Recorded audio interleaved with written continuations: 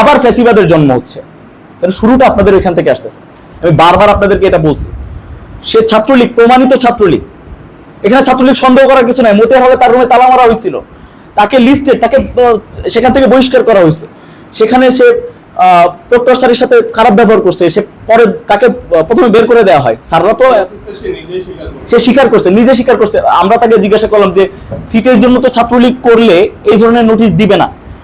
আমার ধিক্কার জানাই ছাত্র দলের প্রতি। 2023 সালের 28 অক্টোবর যে শিক্ষকদের ডাকা যেই মিছিলটা ছিল সম্ভবত 28 অক্টোবরে, সেটার নোটিশ তার ফোনে এখন পর্যন্ত আছে। সে তার সহকর্মীদেরকে কি নোটিশ দিছিল যে জামাত শিবিরের মানে দেশ বিরোধী ষড়যন্ত্র বা এই ইয়ে করে। এখন সে ছাত্রদল করতেছে, তাকে ছাত্রদল শেল্টার দিচ্ছে একটা পক্ষ।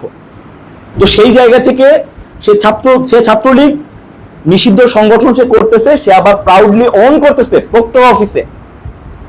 সে নিষিদ্ধ সংগঠনের একজন সদস্য হিসেবে সে অন করতেছে, না আমি সিটের জন্য ছাত্রলীগ করি নাই। তার ব্যাপারে আপনার কি আমাকে কোন সফট কর্নারটা দেখাইতে বলতেছেন? এবার যদি বলেন যে ওকে আমি ক্রাইম করছি, ওকে আপনি এবার ওইভাবে পোর্ট্রে করেন। তারপরে এইটার পরে এজিএস অ্যাসিস্ট্যান্ট কমিশনারকে ডাকলো, পুলিশ প্রশাসন আসলো, এসে তাদেরকে উইথ এভিডেন্স দেখা বললো যে কোন অজ্ঞাতনামা মামলা থাকলেও সেই মামলার প্রয়োজনে তাকে অ্যারেস্ট করেন। কিন্তু তাকে অ্যারেস্ট করতে হবে, সে 17-18 শিক্ষাবর্ষ, সে এখানে থাকতেছে কেন? হিস্ট্রি ডিপার্টমেন্টের একজন স্টুডেন্টের সর্বোচ্চ 5 থেকে 5.5 বছর লাগবে অনার্স মাস্টার শেষ হতে, সেখানে আছে কেন? কোনো জবাব নাই তাদের কাছে। পরে প্রক্টর স্যার বললেন সবাই আমার স্টুডেন্ট, আমি কিছু করতে পারবো না। স্যার বললেন যে ঠিক আছে তোমরা একটু ভিতরে যাও, আমি দেখতেছি ব্যাপারটা। একটু পরে দেখি আনাস নাই, পুলিশও নাই। সে যাওয়ার সময় বলে গেছে আমার লাইবিলিটি আমার, যা দেখার আমি দেখবো এবার। সে কিন্তু প্রক্টর স্যারদের সামনে বলে গেছে।